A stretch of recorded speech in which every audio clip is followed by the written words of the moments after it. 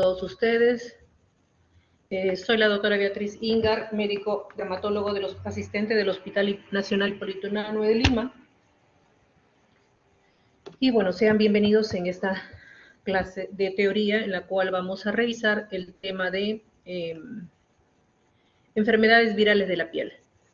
Como ustedes están llevando a cabo la currícula del semestre 2022-1, dentro de la currícula ustedes han visto que dermatología pues se divide desde el punto de vista de enfermedades, de la etiología, dependiendo de la etiología de la piel, y existiendo pues enfermedades infecciosas, enfermedades inflamatorias, enfermedades neoplásicas, enfermedades de origen vascular, y hay otras que se dividen desde el punto de vista histopatológico, como lesiones de dermatitis perivascular superficial, perivascular profunda, qué sé yo. Entonces, dentro del paquete de lo que son enfermedades infecciosas que afectan principalmente a la piel, el día de hoy vamos a conversar sobre un tema que es las enfermedades virales. Ya han trabajado ustedes con enfermedades bacterianas, micóticas, parasitarias, y hoy día vamos a hablar de las enfermedades virales. Dentro de las enfermedades virales vamos a tomar ciertas enfermedades, como les dije, que tienen principalmente manifestaciones sobre la piel y son de importancia en el conocimiento de la formación de estudiante de pregrado. ¿Por qué? Porque al final de este capítulo ustedes tienen que tener la capacidad de lograr diagnosticar las principales patologías que un médico general está con la capacidad de hacer el diagnóstico y el tratamiento respectivo, e incluso las indicaciones de hospitalización referencia a las especialidades. Entonces empezamos. Dentro de las enfermedades que afectan la piel, las virales que afectan la piel, pues vamos a conversar sobre las infecciones del virus de la familia Herpes viridae, uno de ellos, varias familias de las importantes que vamos a trabajar el día de hoy. Incluso hemos ampliado a una familia que es importante por la situación actual que está pasando a nivel mundial.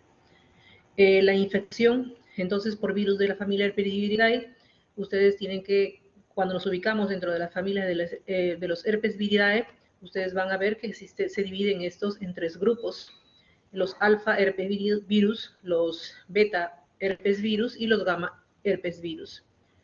En cuanto a los herpes alfa, tenemos al herpes simple 1, que es el que da origen a lo que conocemos como el herpes labial, el herpes virus simple 2, que es lo que comúnmente llamamos herpes genital, el virus herpes 3, que es el virus de la varicela zoster por cierta particularidad de estas infecciones.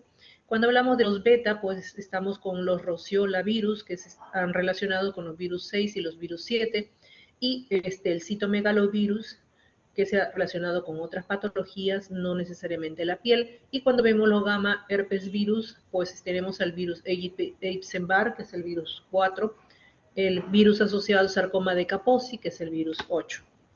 Por tanto, el día de hoy vamos a revisar los alfa herpes virus, que son los importantes, ya que los otros generalmente tienen mayor afinidad, por ejemplo, a otros tejidos. Por ejemplo, esto igual es un cuadro también de resumen, en el cual existen los virus del 1 al 8, dentro de los cuales el 1, 2 y 3 son los más importantes. ¿Por qué? Porque, como ustedes vamos a ver, tienen una alta afinidad a la piel. Por ejemplo, el virus 1, 2 y 3, mucosa oral y piel, mucosa genital, piel y mucosas. En cambio, los virus 4, 5, 8 tienen una alta afinidad a tejido linfoide. Por eso es que estos usualmente lo revisan en el capítulo de infectología.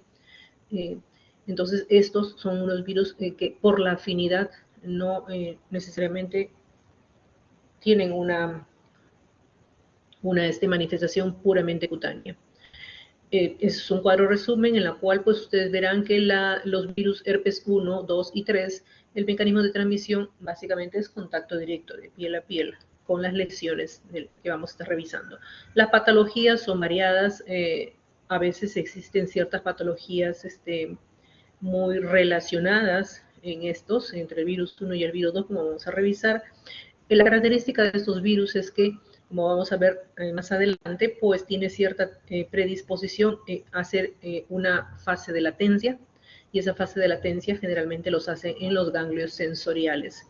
En algunos casos, como vamos a revisar, para el virus 1 predominantemente para el trigémino, en el virus 2 para la región sacra, y para la virus varicela zoster usualmente, frecuentemente, no necesariamente, en los ganglios dorsales periféricos.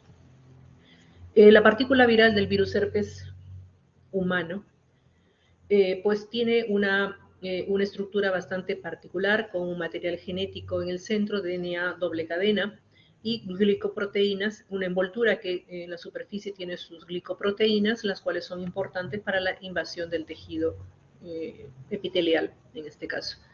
Las características, como les dijimos, pues replican dentro de la célula, dentro del núcleo de la célula huésped. Tiene una alta afinidad, como les decía, por el tejido nervioso, ectodermo, epidermos y sistema nervioso. Y para esto nos acordamos pues de la embriología que deriva de la piel. Por tanto, hay muchas cosas que coinciden con el sistema neurología, por ejemplo. Por tanto, este virus tiene pues ese tipo de afinidad. Esos virus son frágiles en el ambiente, se inactivan rápidamente por el calor y por el calor, antisépticos, radiación ultravioleta, es fácilmente desactivado y puede ser prevenido. Resisten a la desecación y al frío, y como les decía, ustedes tienen un comportamiento que se llama latencia en el virus herpes 1, 2 y virus varicela zoster en el tejido nervioso, el citomegalovirus y el Epstein-Barr en tejidos linfoides.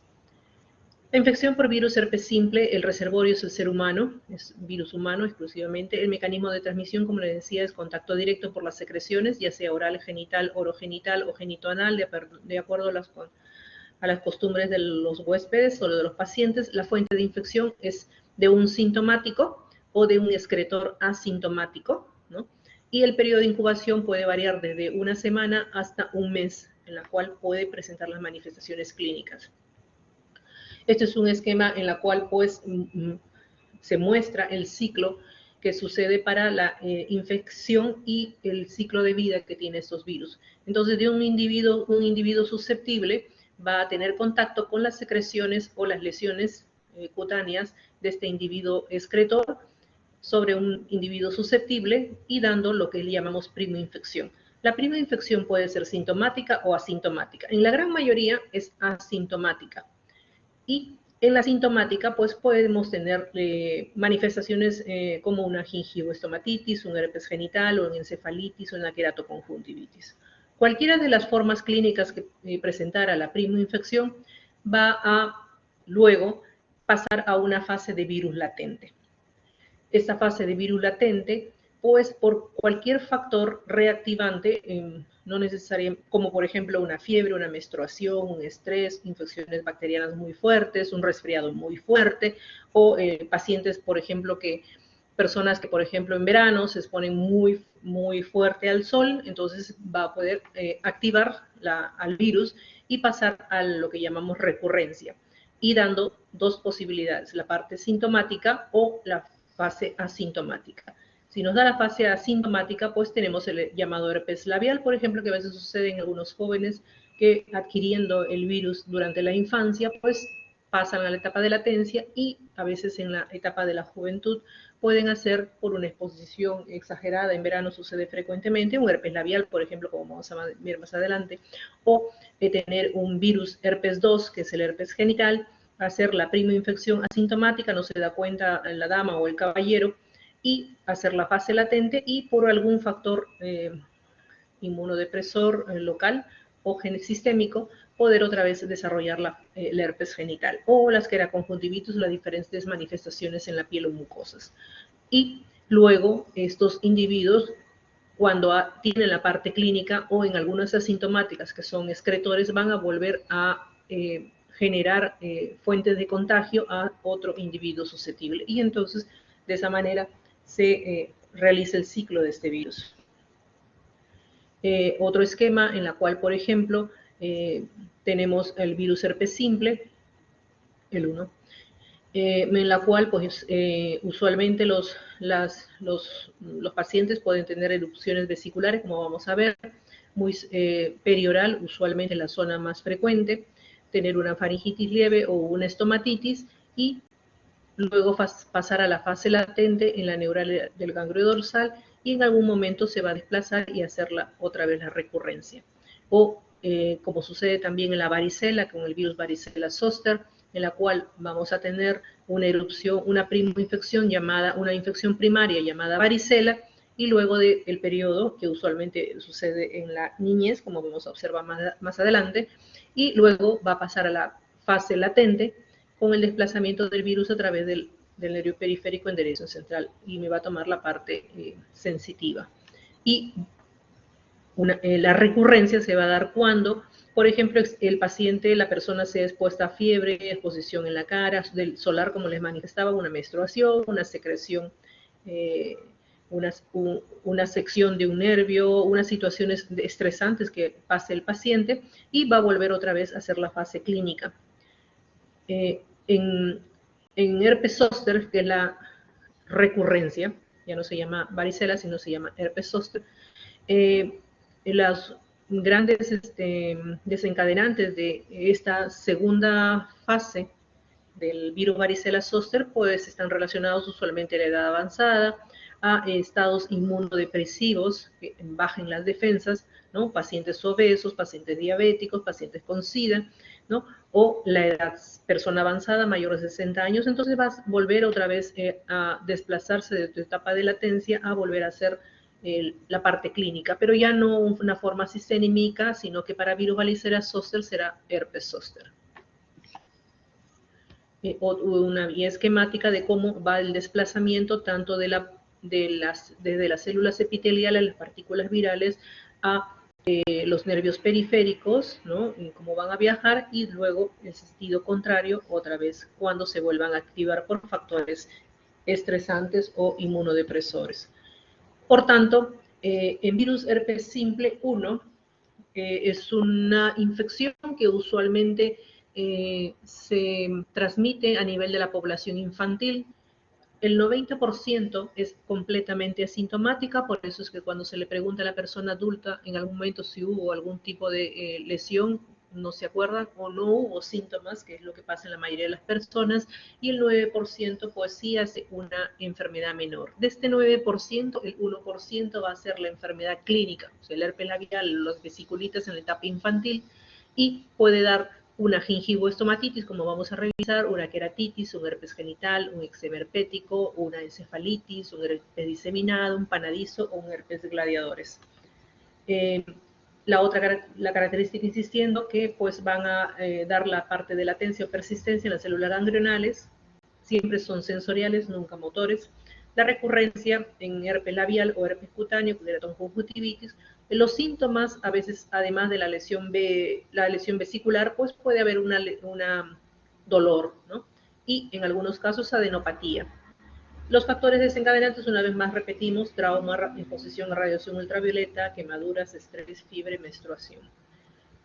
Esto es la parte de iconografía que nos interesa para poder un poco fijar conocimientos. Por ejemplo, acá es un niño preescolar y en las cuales ustedes van a ver que existen múltiples lesiones costrosas principalmente y muy pocas lesiones vesiculares. ¿Por qué? Porque el virus herpes en los niños, hablando del herpes, virus herpes simple 1, pues va a formar vesículas que son muy frágiles y que rápidamente van a dar origen a las costras. Por tanto, vemos vesículas muy pequeñas, pero principalmente vemos costras, en este caso costras hemáticas o costras amarillentas.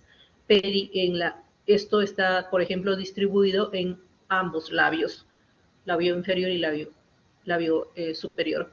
En cambio, en este niño, que es un niño de edad escolar, por ejemplo, otra de las características que tiene, aparte de que son vesículas que rápidamente se rompen, es que son vesículas usualmente de contenido claro y que siempre se agrupan, siempre tratan de agruparse. Por tanto, por ejemplo, varios grupos, varias vesículas agrupadas en el labio superior y en las comisuras labiales. Esa es una de las características del virus, que tiende a agruparse, virus herpes. Hay otra forma clínica que la gingivoestomatitis, que es la afectación de la mucosa oral, en la cual ya no vamos a ver vesículas, sino vamos a ver úlceras, lesiones ulceradas, con una superficie o un fondo amarillento o blanquecino, muy dolorosas, por ejemplo, en la mucosa lingual, como está, y puede tener dentro en la cavidad oral. Son muy dolorosas y pues a veces pueden fastidiar mucho la alimentación del niño pequeño, pues, un niño pequeño. O pueden estar estas pequeñas úlceras en la mucosa interna del labio superior, por ejemplo, en este caso. Hay varias vesículas, ya no van a haber vesículas, perdón, sino úlceras. Estomatitis herpética. Pero en algunos casos puede el virus, cuando pues, se aloja a nivel, el contagio ha sido a nivel de la conjuntiva, pues podemos tener cuadros de queratoconjuntivitis con la opacidad de la conjuntiva y posteriormente de la córnea, y puede ser causa de ceguera en los pacientes. O puedo tener otra forma clínica, que es una forma un poco más diseminada de vesículas, como ustedes ven, vesículas de contenido un poquito amarillentos. Otra de las particularidades que ustedes ven cuando es una erupción por virus herpes es que las vesículas están sobre una eritematosa. A diferencia de otras patologías, por ejemplo, pemfigo vulgar o dermatitis herpetiforme, por ejemplo, que es otra patología que no tiene nada que ver con el virus herpes, en las cuales las vesículas están solas, sin eritema de fondo. En cambio aquí, una de las características que ustedes van a ver en los virus herpes, en la familia Herpesviridae, en la cual las vesículas están sobre un área eritematosa. Y otra de las características que tienen de que son vesículas bastante frágiles, y la fragilidad va a hacer que se rompan por el medio, ¿no? Por eso es que ustedes verán que algunas de las vesículas tienen una costra central, ¿de acuerdo? Este es, por ejemplo, un eczema herpético en la cual existe una diseminación bastante extensa por el virus herpes. Otras veces va a suceder que tengo una erupción vesicular de contenido claro o amarillento sobre eritema, como les estaba comentando a ustedes, en un dedo, en lo que llamamos panadizo herpético. El panadizo herpético generalmente es cuando pues tiene la persona una... usualmente sucede en las personas que trabajan en laboratorio o, pues, tienen lesiones a nivel oral o en otro paciente, y pues el niño va a tener el contacto a nivel digital, ¿no? En el dedo. Y la lesión solamente es localizada, se llama panadizo herpético. Otro es el herpes gladiador, que usualmente es unas lesiones vesiculares frágiles que se rompen fácilmente, dando pues estas amplias zonas con collarete, que es por la rotura de las vesículas o ampollas cuando estas confluyen, y tiene esta distribución de tomar el brazo, el hombro y un sector del dorso, del tronco. ¿De acuerdo? Es como el herpes del gladiador se llama por estos trajes pues, característicos que se tenía en la época de Roma antigua, en la cual pues, los caballeros pues, se utilizaban unas túnicas dentro de las cuales un extremo se lo colocaban pues, a través del hombro hacia la espalda, ¿no? El herpes de gladiadores. La infección por virus herpes simple, como les decía, es reservorios humanos, mecanismo de transmisión. Ahora vamos a hablar sobre herpes virus simple 2. También tiene bastante importancia, como vamos a ver en las complicaciones que tenemos por este tipo de virus. El 30% es asintomático, en la cual el paciente no se acuerda de haber tenido algún episodio de primera infección. El 70% sí cursa con vesículas en el prepucio, pene, vulva y vagina, y va a pasar a una etapa posteriormente de recidiva, que es frecuente. Y la persistencia de estas lesiones cuando se instalan o se ingresa por área genital, anogenital, que es lo que ahora se habla, células ganglionares nerviosas en el ganglio sacro. La recurrencia, que tiene importancia, porque puede recurrir en toda la vida sexual del paciente, la recurrencia aquí es de importancia en dos casos. Cuando la embarazada puede transmitir por vía de transmisión vertical a través del canal del parto, o en el útero, ¿no? Que puede hacer que pueda transmitir la enfermedad y crear pues un herpes intrauterino. Y eso es la importancia de un buen control prenatal, por eso es en las damas, ¿no? En las mujeres embarazadas. El herpes, como le decía, tiene esa característica de tener lesiones vesiculares, blanquecinas o blanco amarillento, están sobre una lesión eritematosa y se van rompiendo del centro, ¿no?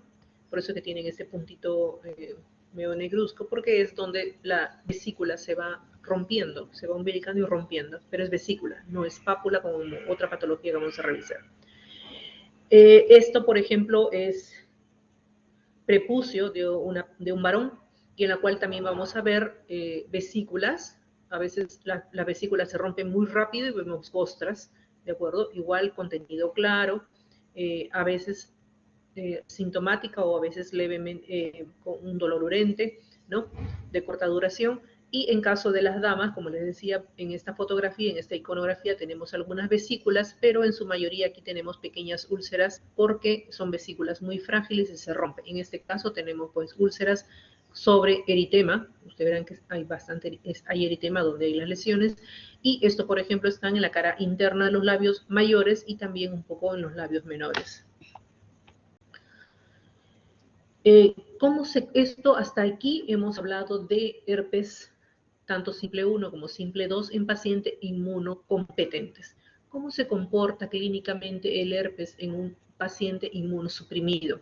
Por ejemplo, enfermedades mieloproliferativas, un gran quemado, o pacientes con SIDA, diagnosticados o no. Entonces, en estos pacientes, pues ya no van a formar esas vesículas que les hemos mostrado, ¿no? Esas vesículas frágiles de corto tiempo de evolución, aproximadamente una semana a 10 días, 7 a 10 días, y que sola, con o sin tratamiento, desaparecen. Aquí, en los pacientes inmunosuprimidos, ya no vamos a tener eso, vamos a tener úlceras crónicas persistentes que van a dar más allá de una semana. Van a haber formas vesiculares generalizadas, no localizadas, o un herpes sistémico con afectación visceral. Por ejemplo, este es un paciente con SIDA en el cual el herpes se instaló en esta zona, en la cual ustedes todavía ven un poco de la lesión ampollar, porque es conjunción de vesículas sobre eritema, pero ustedes verán que están formando ya lesiones de contenido necrótico. En la otra foto vemos ya úlceras, y que esto ya tiene más allá de 2 semanas de evolución, ¿no? Y que presentan los pacientes inmunodeprimidos. Otra de las cosas que les decía a ustedes es la importancia de cuando el herpes se hace la parte sintomática en el embarazo. ¿Por qué? Porque el herpes neonatal se da por virus herpes 2, el herpes genital, en el 75% de los casos, y a veces es confundido con otras patologías como el impétigo ampollar, por ejemplo. Entonces, ¿qué pasa? Usualmente se habla de que es propio de niños prematuros, ¿no? ¿Por qué? Porque ustedes sabrán que el herpes, al igual que la sífilis, puede ser capaz también incluso de provocar partos prematuros. Entonces, ¿qué pasa? Este paciente que no fue evaluado, ese paciente, o a veces hay algunos pacientitos, algunas embarazadas que no llevan control prenatal en forma adecuada para poder diagnosticar y poder decidir la forma del parto, ¿no? Entonces estos pacientes van a pasar por el canal vaginal, van a dar parto vaginal, y por tanto este niño se va a infectar. Y el niño puede cursar desde fiebre, síntomas generales, y lo que es peligroso, la afectación sistémica que puede abarcar el sistema nervioso central, el hígado, vasos, vías respiratorias. Usualmente los niños que han sido contagiados de esta manera presentan un eczema herpético, más o menos extensos, ¿no? Y llegan a ser una forma mucho más grave, con vesículas, pústulas diseminadas, y en ocasiones es mortal. ¿Por qué? Porque yo les dije que tiene los virus herpes, la familia de los herpes viridae, tiene mucha predilección por el tejido epidérmico, pero también tiene mucha predilección por el sistema nervioso, ¿no? Que es del ectodermo. Afecta entonces a más pacientes, Usualmente afecta más en pacientes que tienen alguna otra patología, como dermatitis atópica, una eritrodermitis osiforme, que son otras enfermedades, enfermedad de Arier, según la referencia. Entonces, son mucho más niños, mucho más complicados, ¿no? El herpes neonatal, como les decía, pues son erupciones vesiculares que a veces se pueden confundir con otras patologías. El paciente pues tiene síntomas generales, como fiebre, síntomas generales, afectación sistémica del sistema nervioso, hígado vaso y vías respiratorias. Se va a manifestar de 3 formas, ¿no? Depende de la virulencia del virus herpes versus huésped. Puede ser un herpes localizado en la boca, ojos o cualquier zona de la superficie, como cualquier persona o infantil, ¿no? Persona, niño. Puede ser una meningoencefalitis que sucede en el 45% de los enfermos, de los neonatos. Puede ser una forma visceral, polivisceral, generalizada y con septicemia en un 25%, o una forma menos severa que es un herpes localizado. Entonces tenemos que tener que todas estas posibilidades nosotros podemos desarrollar cuando el bebé, el neonato, pues puede haber sido contagiado. El diagnóstico del herpes virus, el herpes simplex, es clínico puramente. Como le decía, es revisar las iconografías de los pacientes con esa característica de la erupción vesicular sobre base eritematosa, vesículas muy frágiles. En algunos casos vamos a poder hacer, en caso de duda, un PCR o un cultivo que es bastante raro para ver el efecto citopático de las lesiones. Vamos a incidir un poquito más en el virus varicela zoster. El virus varicela zoster, la transmisión principalmente es por vía respiratoria en la fase prodrómica y también cuando hay contacto con las vesículas de piel o mucosas. Este es un virus, es una enfermedad de alta contagiosidad, por eso es que a veces sucede en niños no vacunados. Bueno, ahora está dentro del calendario de vacunas de los niños, pero anteriormente pues era muy frecuente ver en los colegios. En los colegios este tipo de enfermedad, uno empezaba con varicela y todo el salón o el colegio era de varicela por la alta contagiosidad, porque los niños están muy en contacto, ¿no? En los juegos o en sus actividades. La prima infección se llama varicela, que lo que va a dar es un origen a un exánteme infantil que vamos a ver, y la recurrencia se llama herpes zóster. Predominante es benigna, pero inmunoprometidos a veces tienen ciertas complicaciones. La prevención básicamente por vacuna, virus atenuado en el 80% de los casos, hay un 20% que pese a la vacuna puede presentar. Dentro de la patogenia, los pacientes, que usualmente son niños, población infantil, se van a contagiar a través de un paciente enfermo, a través del tracto respiratorio. El virus va a viajar a los ganglios linfáticos, al sistema retículo endotelial y va a dar una viremia. La viremia es la que va a dar origen a los pródromos, que son síntomas generales como una fiebre, un malestar, una hiporexia en el niño, y posteriormente se va a conducir al virus, una vez replicado, a la piel o mucosas. Y posteriormente de dar el cuadro, ya sea florido o escaso, va a pasar a la etapa de latencia de la neurona. Una de las características de esta varicela es de que se va a ver una transformación de las lesiones que sucedan en la piel. Va a suceder que inicia como una mácula, luego una pápula, luego una vesícula, una pústula y una costra. Esa es la evolución de las lesiones cutáneas. Por eso es que en muchos de nuestros niños que tengamos con varicela, nosotros vamos a ver estas diferentes lesiones en un mismo niño, ¿no? Vamos a ver máculas, vamos a ver costras, vamos a ver vesículas, pústulas, ¿no? Por ejemplo, es un niño de nuestro hospital, un niño hospitalizado. ¿Por qué? Porque, bueno, se infectó aquí, ya la parte infecciosa ya fue controlada, pero, por ejemplo, ya el niño ya está en fase de más allá de una semana de evolución, ¿no? Pero la causa de hospitalización de los niños es a veces un impétigo muy extenso o una celulitis secundaria a una varicela. Aquí en la foto de la derecha tenemos a una persona adulta que nunca tuvo varicela o no fue vacunada contra varicela y tuvo una erupción vesicular de contenido amarillento, pero como ustedes verán, muy extenso. A diferencia de la niña que ustedes verán que tiene menos cantidad de lesiones, porque en los niños la varicela es muy muy benigna. En cambio, cuando la varicela le da a un adulto, el adulto tiene una erupción un poco más florida, ¿no? Más florida, más compromiso general, más decaído, más fiebre y esas cosas. En cambio, aquí ustedes verán que la niña tiene todas sus lesiones y la niña está despierta, activa, juega y no hay ningún problema.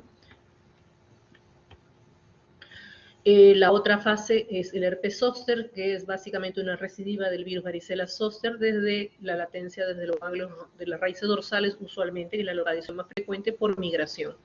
Se va a afectar las neuronas sensitivas, más no pocas veces las neuronas motoras. Como factores desencadenantes, ustedes verán que el herpes zóster tiene como la edad avanzada, por eso es mucho más frecuente en poblaciones mayores o los que van a ser geriatras, médicos familiares.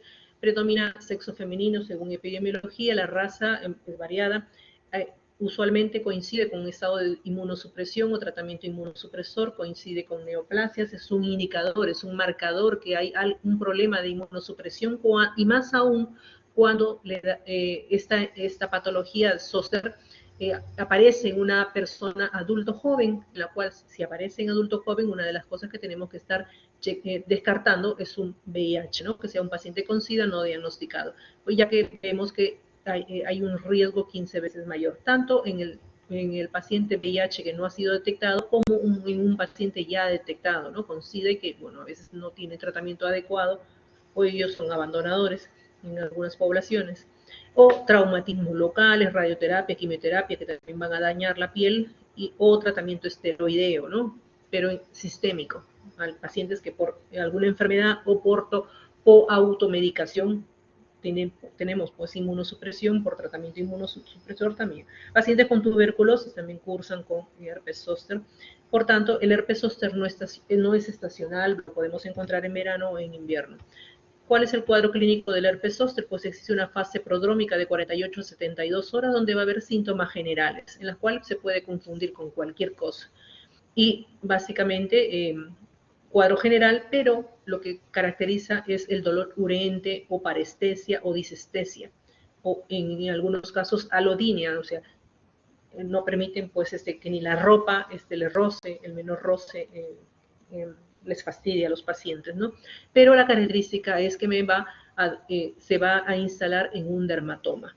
A veces en esta fase puede a veces ser confundido pues con un infarto, un infarto miocardio, una apendicitis, a veces llegan a pacientes a la laparotomía porque esto puede durar pues 1 o 2 semanas en el promedio de los pacientes. Usualmente en el área que es el dermatoma que usualmente es tomado, pues está entre el T3 y el L2 o en algunos pocos casos la rama oftálmico del quinto par. Luego va a pasar a una fase exantemática dentro de las cuales vamos a ver las características vesículas y costras sobre el dermatoma que ha tomado. Y posteriormente, una vez que remite con o sin tratamiento, pues siempre me va a dejar una cicatriz eucrómica o un poquito más clara o discrómica. Siempre vamos a ver esa cicatriz en el paciente. La localización, más de la mitad, se da en los dermatomas torácicos, sí, seguidos por los dermatomas lumbares. Y ya menos del 11% en la región cervical, ¿no? En los dermatomas de la región cervical. Felizmente, el 8 al 11% son oftálmicos en las ramas, ya sea la primera o la segunda o ambas, del nervio trigémino, y muy poco frecuente en la zona sacra. Por ejemplo, esto es un paciente nuestro del hospital en la cual ustedes van a ver la erupción vesicular de contenido claro en muchos de ellos. Algunos tienen contenido ya amarillento, ¿de acuerdo? Y ustedes van a observar que coge desde los 2 tercios inferiores de la cara, ¿no? La parte de los 2 tercios inferiores, la región frontal no es tomada, y ustedes van a ver que solamente es unilateral, el otro lado no está tomado, ¿no? Este, por ejemplo, es un adulto joven, en la cual pues tenemos un herpes oftálmico de las 2 últimas ramas, y pues aquí hay que descartar, este es un paciente con SIDA que debutó con SIDA, ¿no? Entonces hay que ver, paciente joven teniendo herpes zóster, entonces hay que echarnos a buscar qué condición de inmunosupresión tienen. Un herpes, esto también del consultorio de nosotros, del hospital, verán ustedes pues esa erupción vesicular de contenido claro en algunos, contenido amarillento en el resto, sobre una base eritematosa. Verán que está sentado sobre un eritema, en este caso tomando dermatomas de la región, de la parte cervical, la parte del hombro e incluso la parte proximal del brazo, ¿no? Que es un dermatoma. Entonces, esa característica. Y unilateral, al otro lado no hay nada. Entonces, cuando tenemos esta erupción, zóster. Otra de bibliografía, pues es al inicio, pues tiene esta erupción microvesicular pequeña sobre eritema y siempre sobre un dermatoma. Esto ya es una evolutiva más, vesículas de contenido blanco amarillento sobre eritema y acá está el ombligo y a un lado, siguiendo el dermatoma de la cara anterior y posterior, la posterior también es tomado, toma el dermatoma.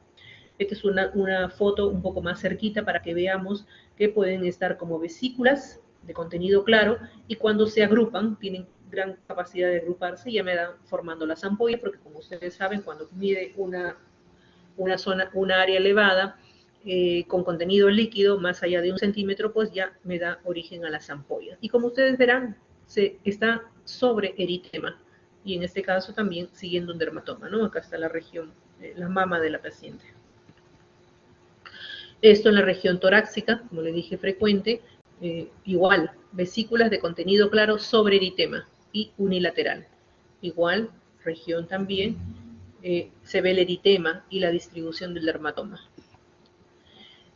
Las formas clínicas del herpes zóster pues son variadas, lo clásico es lo que le hemos mencionado, pero a veces sucede que hay zóster en la cual no hay herpes, solamente la fase prodrómica, hay algunos que son muy invasivos como el necrótico diseminado y según la localización pues tomando diferentes localizaciones o dermatomas. Por ejemplo, el herpes zóster diseminado en la cual vemos de inicio tiene localiza una lesión de dermatoma, pero después se disparan las lesiones.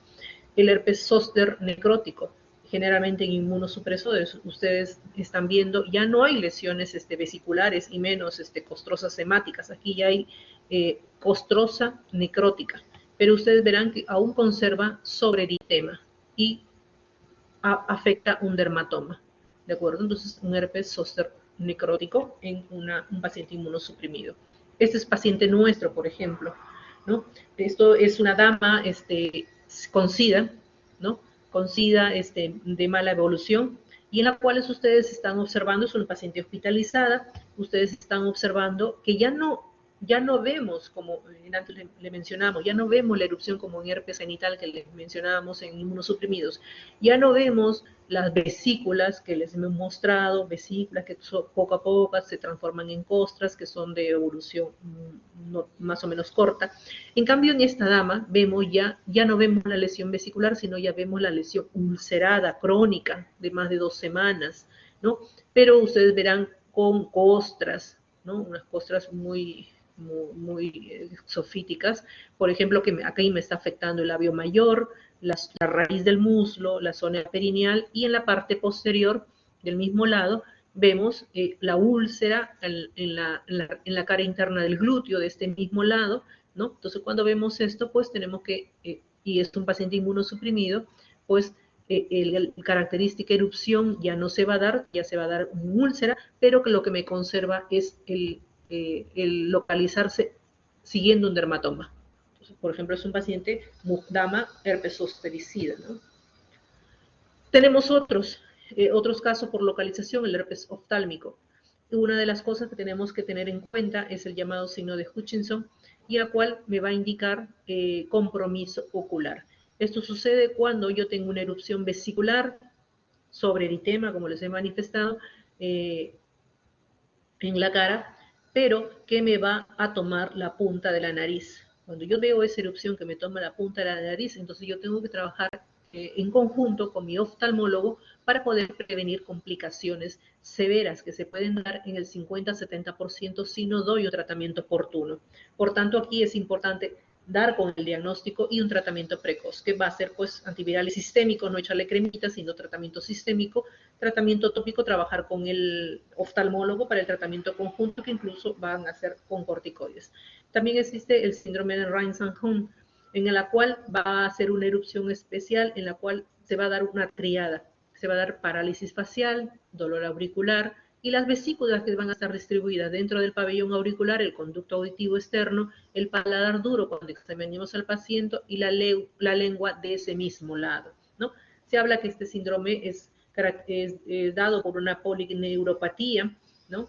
En la cual se ven afectados el quinto par, el noveno y el 10. Las complicaciones, principalmente, esta es la que se quiere que se graben ustedes cuando no damos un diagnóstico oportuno y que van a estar en sus manos, porque de aquí a que el paciente vaya al especialista va a pasar mucho tiempo, y más aún si es un paciente inmunosuprimido o es un paciente anciano, en la cual podemos condenar a este problema, la neuralgia postherpética, ¿no? Y como que se puede resolver en 6 meses, como que se puede no resolver y ser una cruz para el paciente.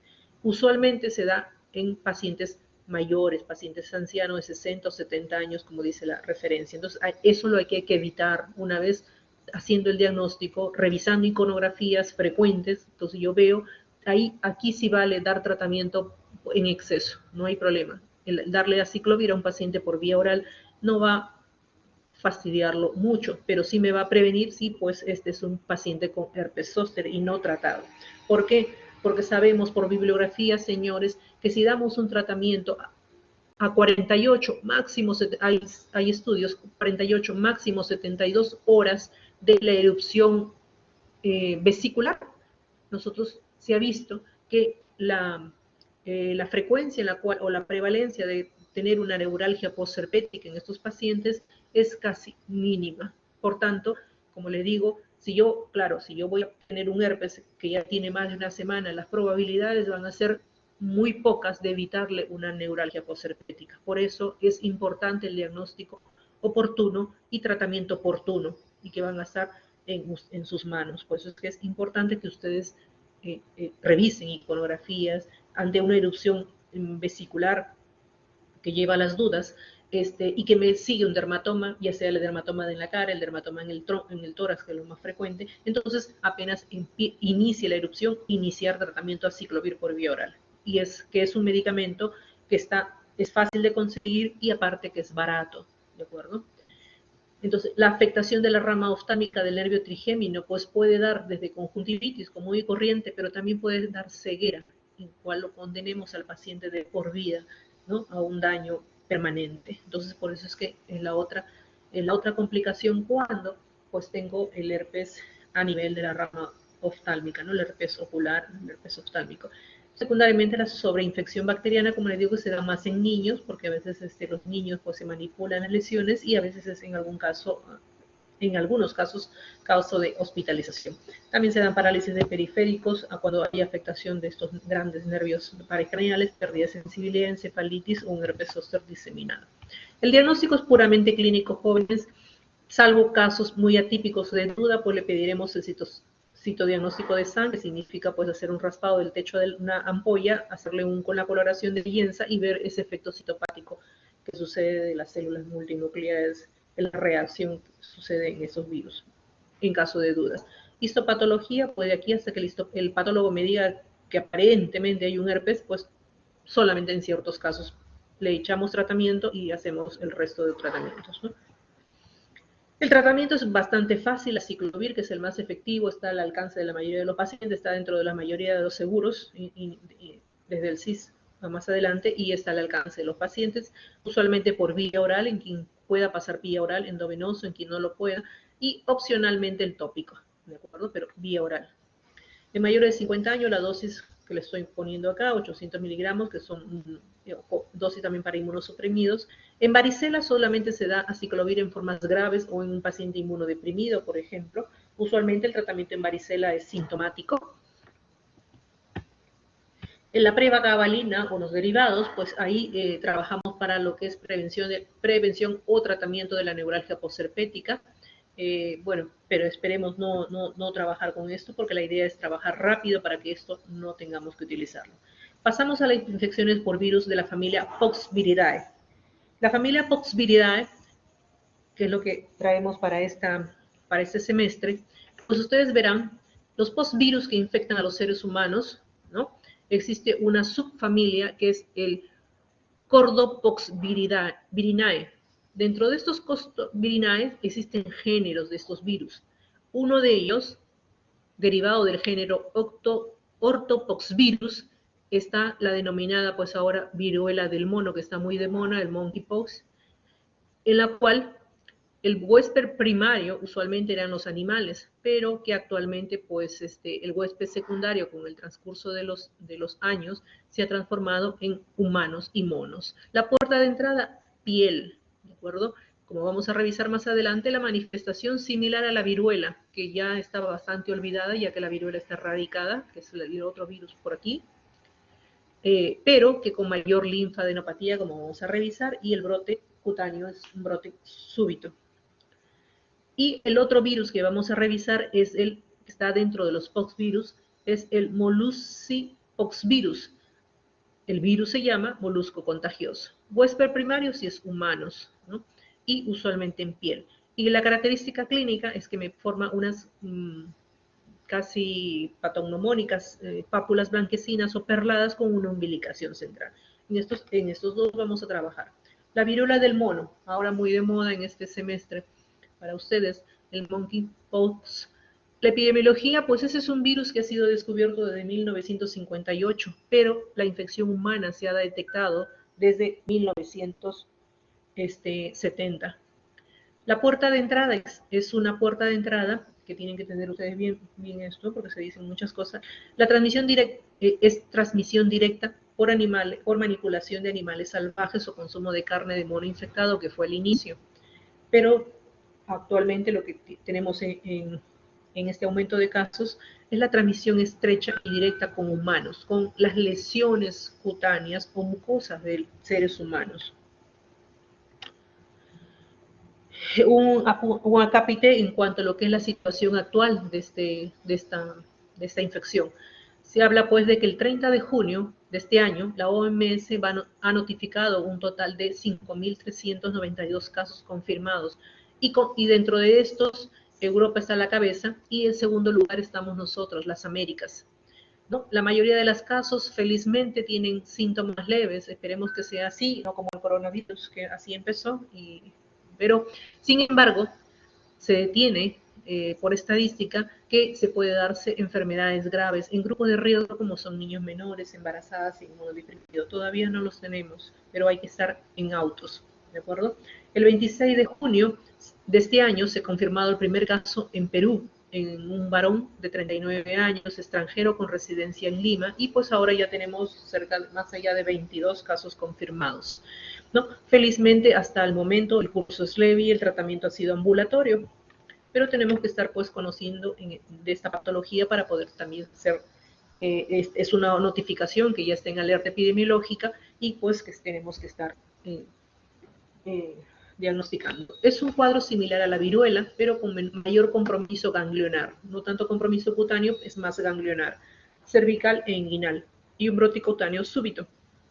El periodo de incubación son de 12 días en promedio, pero puede ser desde 5 y se ha visto hasta 21 días. Por eso es que ustedes van a ver que el aislamiento del paciente con un diagnóstico confirmado de viruela del mono se aísla por 21 días, porque se han visto periodos de 21 días. Estos pacientes van a cursar con una fase prodrómica de fiebre, escalofríos, astenia, linfadenopatías que se van a ir instalando, lumbalgia y dolor muscular. A los 6 días de la fase prodrómica se va a iniciar la fase de erupción dérmica, ¿de acuerdo? Y viene la fase que llamamos eruptivas. La fase eruptiva va a estar dada en la mayoría con un prurito, y la característica de esta lesión es la linfadenopatía de los pacientes. Una vez que todas las costras, ¿y hasta cuándo puede contagiar? Hasta que todas las costras se caigan. El paciente deja de ser contagioso. Por eso es el largo periodo de contagiosidad de estos pacientes. Una foto de estos pacientes, pues aparte de la erupción vesicular, que es bastante poco florida, es los ganglios, ¿no? La linfadenopatía cervical de estos pacientes con las infecciones por el virus del mono. Por ejemplo, en bibliografía de una erupción, es una enfermedad que es endémica de las zonas del África, ¿no? Y esto es lo que se tiene, la predominancia de lesiones linfadenopatías. Los estadios de la erupción dérmica. Existe toda una secuencia parecida a la varicela de la erupción. Primero se va a dar un enantema, ¿no? Enantema en la lengua y en la boca. Posteriormente va a aparecer la mácula al 1 o 2 días, que es una erupción centrífuga que va a comenzar en la cara y se va a extender a los brazos y las piernas. Más que todo centrífuga es cefalocaudal, ¿no? Empieza por la cara y se va a ir distribuyendo hacia los pies, ¿no? Luego va a dar la pápula al segundo día, al tercer día progresa pápula, al cuarto día progresa vesículas con contenido claro, similar a la varicela. Luego se va a dar origen a las pústulas, algunas umbilicadas, igual que la varicela, y posteriormente, entre la semana y las 2 semanas, pues va a dar origen a las costras. Y durante una semana va a permanecer con costras hasta que estas costras se van a caer. Las erupciones de la bibliografía, erupciones vesiculares en pacientes africanos, ¿no? Por ejemplo, en los miembros superiores, ¿no? Acá no respeta las palmas y las plantas, o sea, puede invadir palmas y plantas de los pies. La viruela del mono, ya por una nota de alerta que puso el Ministerio de Salud, pues hay un manejo en cuanto a los casos probables de viruela del mono y para hacer el diagnóstico diferencial. La muestra es un hisopado de la lesión dérmica, 2 o más lesiones preferible para ser sometidas a la prueba de PCR y descartar lo que es la viruela del mono o las posibilidades de las otras parecidas, ¿no? O una piel esfacelada y costras, o un hisopado nasofaringio en caso de lesiones cutáneas para hacer el diagnóstico diferencial con las otras similares como la varicela y el sarampión, o en sangre, que es para la detención IgG e IgM, o las diferentes por inmunodiagnósticos para hacer el diagnóstico diferencial, que son pruebas complementarias para investigación básicamente. ¿Qué hacer? El protocolo, que significa el hacer, cuando llega una persona, eso está dentro de la notificación de alerta del MINSA, el protocolo, una persona con exantema agudo va a recibir atención en el establecimiento de salud o en su domicilio mediante la llamada de teléfono que tenemos, que es igual a la del COVID que maneja el MINSA, la investigación epidemiológica en la cual se va a evaluar al paciente y se va a definir el caso. Si cumple con los criterios de casos probables, se va a llenar la ficha epidemiológica y se va a tomar la muestra, ¿no? Si es positivo, pasa a ser caso confirmado. Si es negativo, pasa a ser descartado, no cumple la definición. En caso probable, se va a hacer un seguimiento del caso. Si no hay complicaciones, se va a su casa, aislamiento 21 días domiciliario. Si hay complicaciones, aislamiento hospitalario, ¿no? Por tanto, también se va a hacer un seguimiento de contactos para ver la parte de cómo va la evolución y la distribución de lesiones, ¿no? Entonces, es todo el fluxograma que se ha dado de acuerdo a tener una posibilidad de caso probable. La viruela del mono es una erupción viral, por tanto, se habla, bueno, en ciertas zonas del África, pues ellos trabajan las vacunaciones previas contra viruela, que va a proveer cierta protección, aunque se han reportado viruela del mono, pese a que las personas están vacunadas. Y el resto del tratamiento es sintomático porque hasta el momento los casos que se han presentado han sido casos leves. Otro virus de esta familia Poxviridae es el molusco contagioso. El molusco contagioso es una lesión papulosa tumoral o tumoral, dependiendo del huésped, benigna, causada por el postvirus, que es un virus DNA, como hemos descrito. La patogenia, ustedes van a ver que tienes alta predisponibilidad en replicarse en las células epidérmicas, en la capa de Mapille, la capa espinosa, con un compromiso dérmino mínimo. Significa que dentro de la lesión que causa, pues no va a dejar cicatrices. El índice de división celular en la capa basal va a infectar por aumento. ¿Dónde se va a instalar este virus? Es en la epidermis. Va a tener ante este virus, el huésped va a hacer respuesta por inmunidad celular retardada, ¿no? Epidemiología usualmente es distribución universal con una prevalencia del 2 al 5%. Tenemos dos edades en las cuales se presenta. Una es en la infancia, que es lo usual, que era hasta antes de más de 30 años, creo. Y en la última década, por aumento de la población, pues ahora actualmente con SIDA, ¿no? Está predominando ahora moluscos contagiosos en pacientes con SIDA, pero de una forma como vamos a explicar. La transmisión por contacto físico, interpersonal, sexual o por fomites, ¿no? Ropa o accesorios que ha utilizado el paciente infectado. O por autoinoculación, como sucede en los niños, cuando tienen esta lesión, se rascan o se manipulan y se siguen creando más lesiones.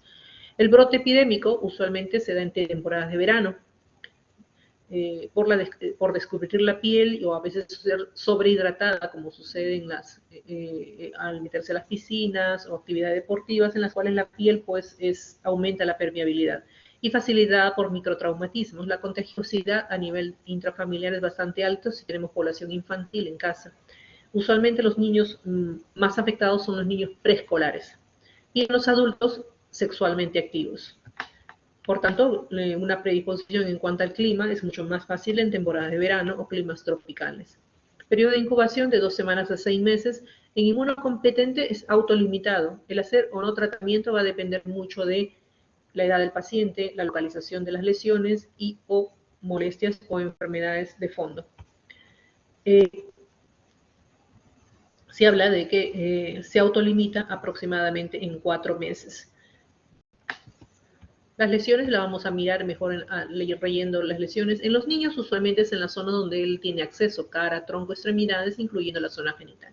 En cambio, en los adultos, porque la transmisión es por relaciones sexuales, contacto de piel a piel, la región púbica o la región anogenital.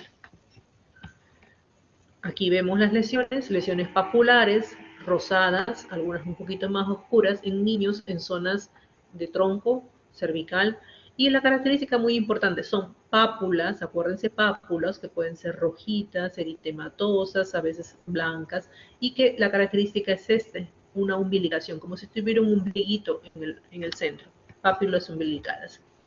Puede tener en la zona genital. Cuando tenemos en la zona genital, pues hay que también estar sospechando de que este niño no vaya a haber sido sometido a abuso sexual.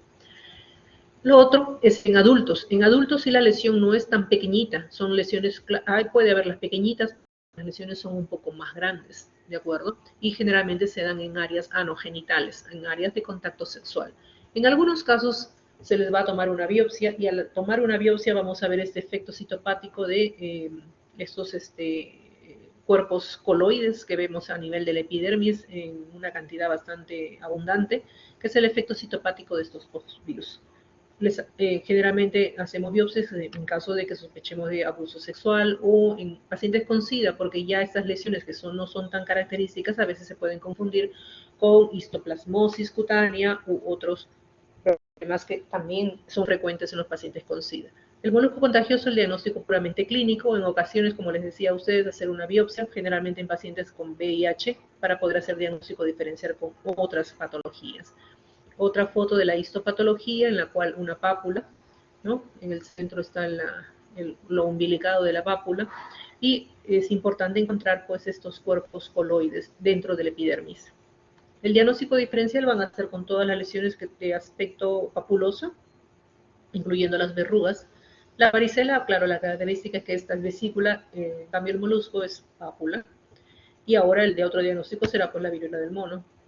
El tratamiento, que si es que accedemos a tratamiento, como le digo, muchos niños se autolimitan, es con curetaje, con o sin anestesia, puede ser trabajado con crioterapia, con queratolíticos en tratamientos tópicos, por ejemplo, esto hacemos en niños muy pequeñitos, en la cual no queremos someter a procedimientos que a veces es traumático para el niño, en algunos con láser. Hay tratamientos en la literatura con otros agentes o imitimod. Pasamos por otro de los virus que también afecta, tiene una gran afectación de la piel y mucosas. Ya hablamos de las infecciones cutáneas y mucosas por virus papiloma humano. Las verrugas, por definición, son lesiones que están en piel o mucosas causadas por virus por infección en epitelio escamoso estratificado cornificado de la piel o no cornificado, como son las mucosas, por papilomavirus humano. Le llaman verrugas porque se parecen a los callos, no tienen una forma especial. De acuerdo a la zona, en la localización de las verrugas podemos tener verrugas comunes, las llamadas verrugas vulgares, podemos tener verrugas plantares, verrugas planas que vamos a revisar, o verrugas genitales o condilomas acuminados. La apariencia de las lesiones va a estar influenciado de acuerdo al tipo de virus, ya que tenemos más de 200 serotipos de virus y factores de huésped y ambientales, los factores de inmunidad del paciente. Usualmente son asintomáticas, no causan molestia, no hay dolor, no hay prurito y se autolimitan en muchos de estos. Básicamente el tratamiento va a ser dado por razones cosméticas o expectativa del paciente a recibir tratamiento. Acordarse que las verrugas comunes van a representar pues el 70% de infecciones, las verrugas comunes en los niños, ¿no? Las verrugas vulgares. En las mucosas es frecuente el condiloma combinado, que usualmente es personas ya con vida sexual activa. El papiloma humano es un virus DNA, ¿de acuerdo? Ya hay más de 200 tipos de virales clasificados según la homología de sus genomas y de acuerdo al grado de transformación maligna es la importancia de alguno de estos. La ampliación básicamente en la naturaleza es amplia, tiene una alta predisposición en el epitelio escamoso de más de 20 especies de mamíferos, por eso hay 200 tipos de virales, algunos tienen cierta predilección por la zona no genital y algunos tienen esa capacidad de oncogénesis. Los virus, la partícula viral tiene genes de expresión temprana, que son los denominados E, y genes de expresión tardía, llamados E. Entonces, estos genes de expresión temprana y los genes de expresión tardía tienen importancia en el efecto de replicación de esta partícula viral.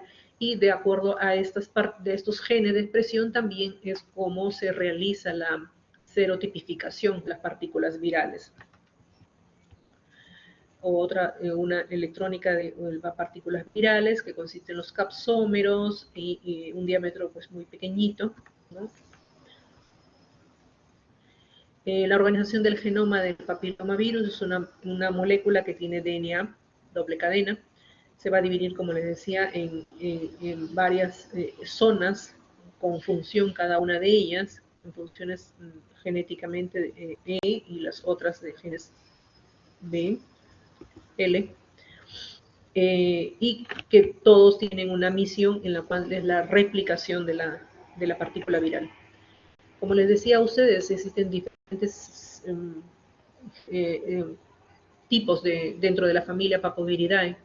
Hay virus, por ejemplo, papilomas alfa, que ustedes van a ver que afectan usualmente a cierta población. Usualmente los alfas son los humanos, pero existen otros que afectan a animales, ¿no? De bovinos, hay de conejos, hay de mamíferos, qué sé yo. Dentro de esto están los diferentes tipos de papiloma humano.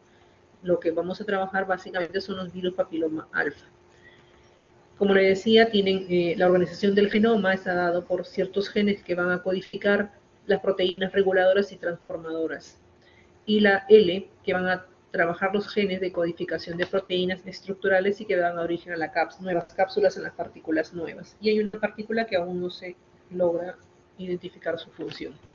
Entonces, dentro de las proteínas que maneja la estructura de la partícula viral, pues cada uno se ha llegado a investigar la función de cada una de estas partículas, ¿no? Y que básicamente tienen que ver en el grado de replicación y han sido identificados incluso en algunos qué molécula, qué partícula proteica tiene el efecto oncogénico de estas proteínas.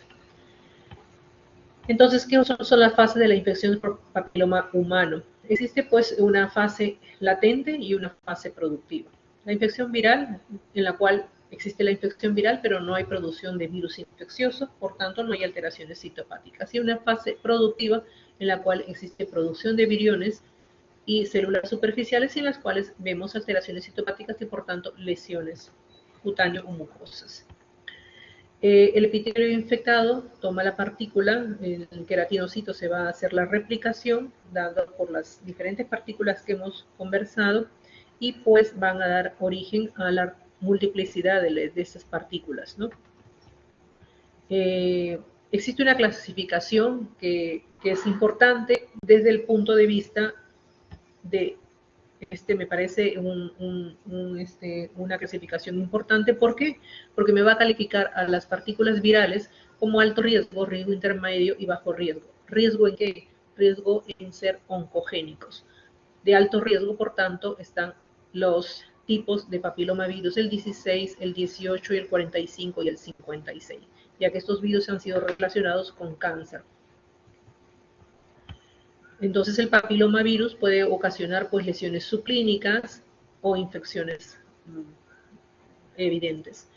¿Por qué? Porque se ha visto que la infección por papilomavirus tiene mucho que ver tanto con la partícula viral, pero también con la susceptibilidad genética, ¿no? La susceptibilidad genética para poder cursar con persistencia, progresión, y si esta partícula viral es una partícula oncogénica, pues llevar a lo que son las patologías de cáncer cuando no son tratados. E incluso se ha visto que hay una susceptibilidad genética de pacientes para recibir a las partículas virales. No a todos se puede albergar, no todos los epitelios pueden albergar a las partículas del papiloma virus, el papiloma humano.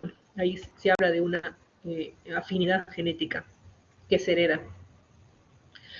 En la epidemiología, usualmente, como les decía, las verrugas son frecuentes en niños, etapas infantiles, escolares usualmente. Se cura espontáneamente después de 2 años sin tratamiento, pero pues a veces se lleva al niño a tratamiento porque, bueno, el colegio pues, lo deriva para lo que es el tratamiento de estos niños, ¿no? Pero yo les he dicho que son asintomáticas, pero las verrugas que vienen a consulta porque el paciente viene con sintomatología porque son dolorosas, van a depender de las localizaciones. Los que son dolorosas son las plantares y las periunguiales. La forma de transmisión, contacto directo de persona directo o indirecto por fomites, por ropa o cosas que utilizó el paciente. Las vías de infección también ocurren desde el medio ambiente, principalmente sobre una piel macerada, con niños que caminan descalzos en las piscinas, qué sé yo, y en contacto con sus sustancias ásperas hacen microtraumatismos y por tanto pueden ser vías de ingreso del virus. La presentación clínica va a depender mucho del sitio donde se localicen. Por ejemplo, las verrugas vulgares, comunes y corrientes, vamos a ver pápula, bueno, eso la vamos a ver en las iconografías, y se han relacionado pues con ciertos serotipos de virus, como ustedes vean las verrugas planas con otros serotipos, y cuando nos vamos a las verrugas genitales, ustedes van a ver que la gran predominancia es de los serotipos 6 y 11, que son no oncogénicos, ¿de acuerdo? Entonces, ¿cómo vamos a ver la parte clínica? Pues vamos a ver lesiones papulares o lesiones en mosaico, como en este caso, que son lesiones agrupadas o confluentes. Usualmente blanca o grisáceas o hiperpigmentadas, dependiendo del fototipo de la piel, superficie rugosa y áspera, ¿no? Que en las verrugas vulgares o comunes, pues están usualmente en las manos, en las extremidades superiores, son las verrugas comunes. La superficie irregular, ¿no? O en otros casos están, en este caso está en la nariz, son las llamadas verrugas comunes. También tenemos verrugas orales, ustedes verán pápulas a nivel de color piel, a nivel de la cara interna del labio inferior, son las verrugas orales. Podemos tener verrugas en mosaico, acá hay una verruga, en placa, verrugas en placa, por ejemplo, grandes, a nivel de los espacios interdigitales, son pacientes del hospital. O las que son dolorosas, que les he mencionado a ustedes, las periunguiales, en este caso periunguiales laterales o plantares, ¿de acuerdo? Viene el paciente porque les causa dolor. Otras fotos clínicas de verrugas a nivel de la mucosa oral, usualmente color piel, tenemos que ser bien observadores para darnos cuenta.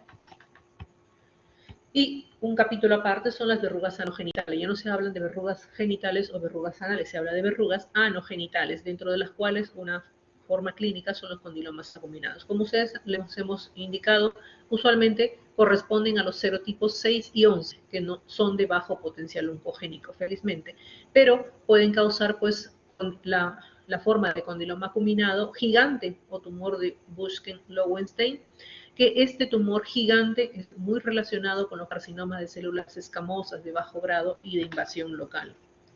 Por ejemplo, de bibliografía, ustedes van a ver lesiones verrucosas, papulosas o en placa, de color de la mucosa, no ha variado mucho el color, superficie irregular, o estas como espículas, espiculadas, ¿no? De tamaño mediano a grande sobre el glande.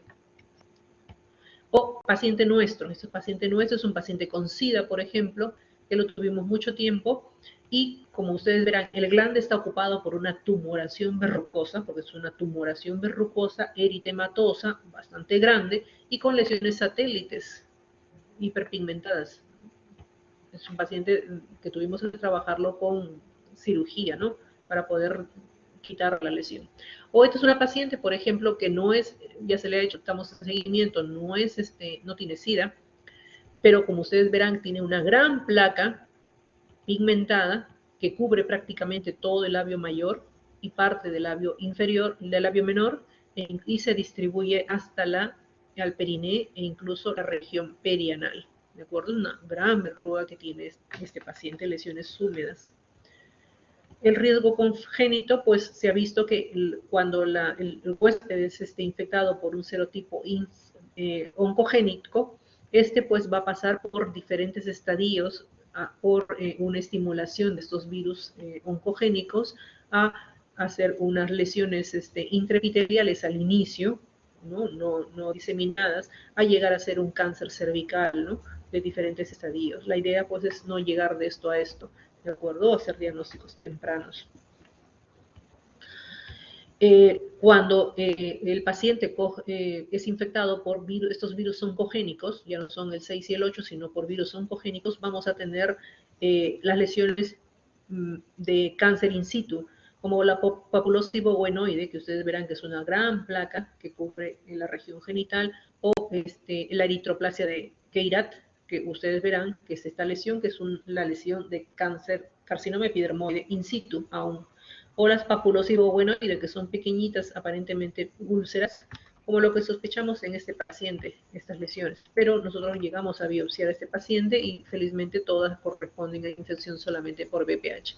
Daba la impresión de que teníamos una papulosis bogoenoide. Pero estas son las lesiones, aparentemente lesiones tan inofensivas en un paciente que ha tenido antecedente de infección por BPH.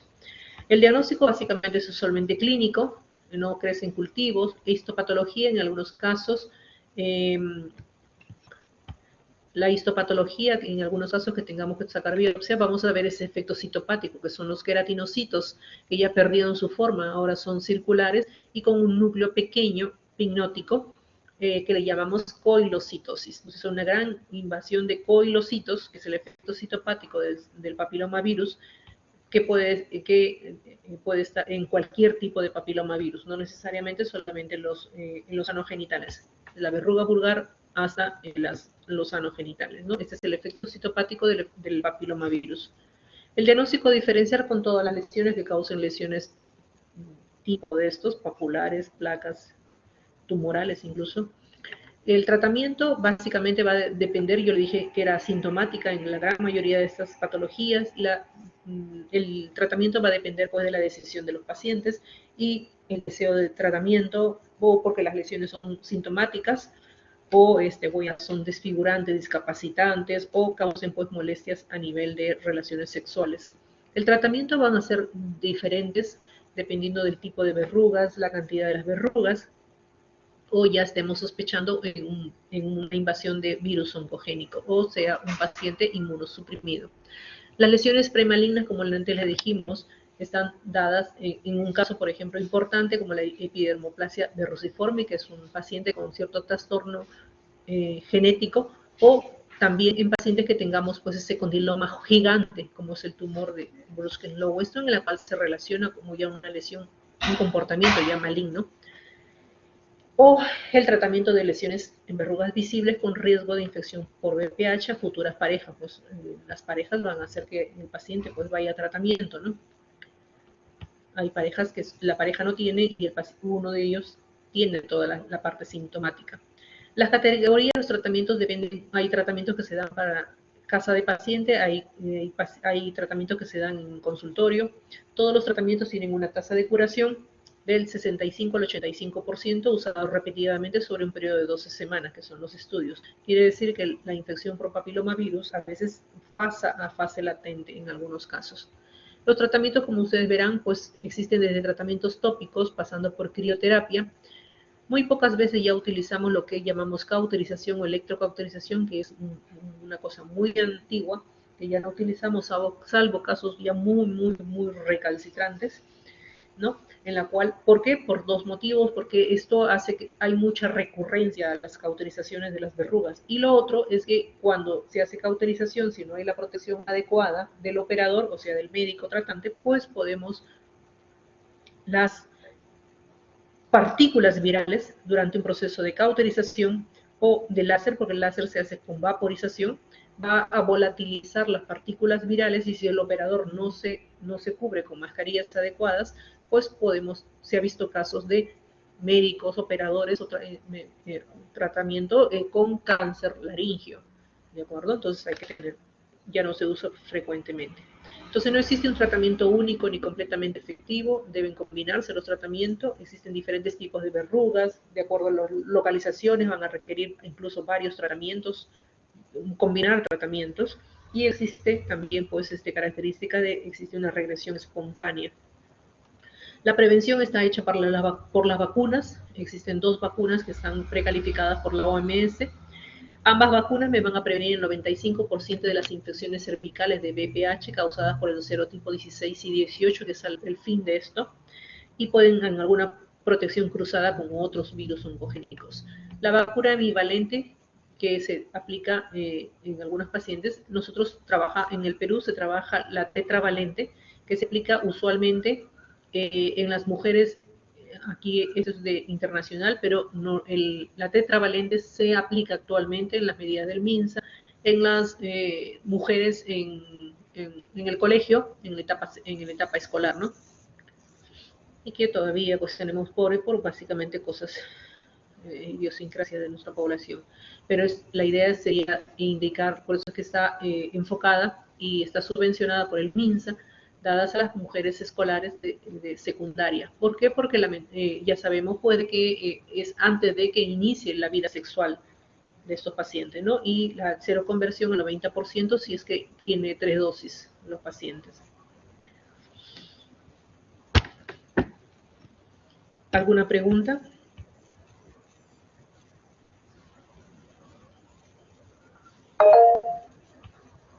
Sí, señorita Gama. Sí, doctora, una consulta. Mencionó que ya no se utilizaban las verrugas de mano, por ejemplo, la cauterización. Ahora, ¿cuál sí se sigue usando? ¿El ácido salicílico? Eso creo que lo echan en Sí. gotas o algo así. Tratamientos tópicos y o crioterapia, dependiendo de la edad del paciente. Si yo tengo un niñito pues, de 5 años, la crioterapia duele, entonces serán tratamientos tópicos, ¿no? Generalmente echamos, existe un medicamento como es el Iquimod, pero el Iquimod pues está bastante caro y a veces no accesible a algunos pacientes, sino trabajamos lo que son preparados o fórmulas magistrales, ¿no? En las cuales ponemos queratolíticos para que, ya le he dicho que esa es una lesión epidérmica, ¿no? Y se caiga la lesión. Sí, señorita Ay, Castillo. gracias, doctora. Sí, doctora, una pregunta. En el contexto de, por ejemplo, un paciente al que le recetan prednisona, que es un corticosteroide que suprime un poco el sistema inmune, ¿no? ¿Qué tan probable es que haga una infección como las que hemos visto ahora? La idea es esta. Si hemos hablado mucho de esas infecciones que se dan o tienen cierta facilidad para poder cursar en forma más agresiva o darse en estos, usualmente es en pacientes inmunosuprimidos. Si yo tengo un paciente que por tratamiento, por ejemplo, un lupus, que tiene que utilizar su prednisona de por vida, ¿de acuerdo? A dosis incluso altas, ¿no? O tengo un paciente, pues, y me incluye las quimioterapias por cáncer, entonces, la predisposición es un poco alta, por eso es que usualmente hay muchas patologías, por ejemplo, en su caso, de lo que es prednisona de altas dosis y tratamientos prolongados, no es que voy a tomarme prednisona por unos 5 días porque mi otorrino me dijo que tenía un dolorcito de la garganta, no es ese paciente de una semana, es un paciente de tratamiento inmunosupresor crónico, ¿de acuerdo? Que tiene mucho más riesgo para poder hacer ese tipo de patologías dentro, y los primeros lugares los tiene el herpes zóster, ¿no? ¿Por qué? Porque normalmente la mayoría de las personas se ha infectado ya del virus, ¿no? A veces algunos haciendo la prima infección florida o incluso muy pobre o asintomática en la etapa infantil, ¿no? Y permanece en latencia el virus varicela zóster, ¿no? Es uno de las patologías que es frecuente ver en pacientes inmunosuprimidos. Ok, doctora, gracias.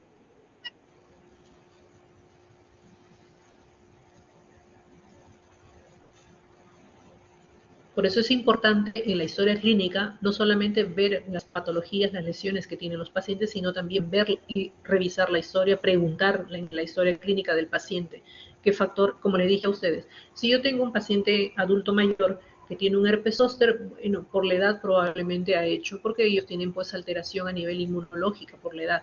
Pero si yo tengo un paciente joven que tiene un herpes zóster, entonces ahí yo tengo que echarme a buscar qué factor hizo tiene de predisposición para poder haber hecho ese tipo de problemas, ¿no? Entonces ahí ya inicia un tratamiento, una visión un poco más amplia del paciente.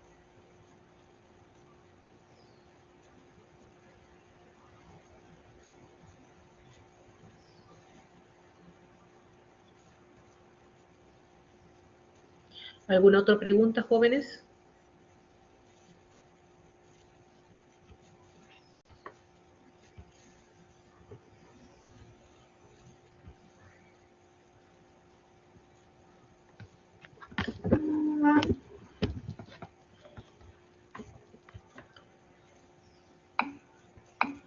Ok, jóvenes, daríamos por terminado entonces la transmisión de la clase teórica de enfermedades virales, esperando que sea de provecho y un estímulo para que sigan ampliando el tema.